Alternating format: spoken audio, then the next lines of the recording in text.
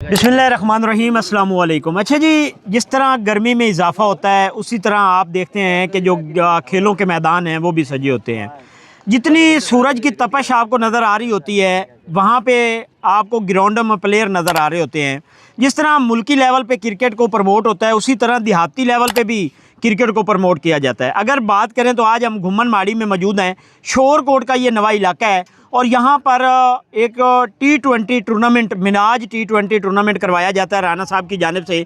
3 अजला के खिलाड़ी जो हैं यहाँ पे हिस्सा लेते हैं और ये चौथा T20 जो क्रिकेट टूर्नामेंट है ये कराया जा रहा है।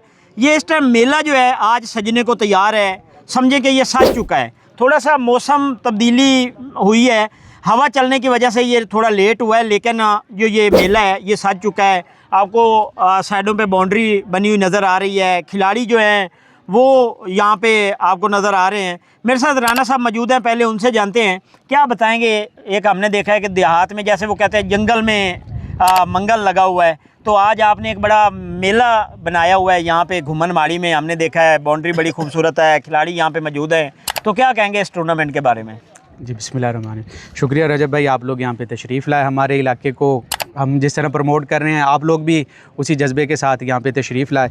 जी बिल्कुल, हम क्रिकेट को प्रमोट कर रहे हैं, खिलाड़ियों को। हमारा इलाका एक पसमानदा और ज़िला जंग का कह लें, बिल्कुल आखिरी गाँव भी लगता है। तो 8 टीमें इस दफ़ा हमारे टूर्नामेंट में शिरकत कर रही हैं और 3 अजला के प्लेयर, जिसमें ज़िला खानेवाल, ज़िला टोबा टेक सिंह, ज़िला जंग के खिलाड़ी और प्रोफेशनल खिलाड़ी जो हैं वो हिस्सा ले रहे हैं। मजमूई तौर पे इवेंट के अखराजात की बात की जाए तो काफ़ी अखराजात हैं, 8-9 लाख रुपया। लेकिन टीमों के मजमूई अखराजात को मिला के करें तो कम अज़ कम 40 से 35 से 40 लाख रुपया इस इवेंट का हमारा ख़र्चा है। सिर्फ मकसद क्या है? क्रिकेट को प्रमोट करना, लड़कों की जो इन एक्टिविटीज़ में हिस्सा लेते हैं उनकी हौसला अफजाई करने।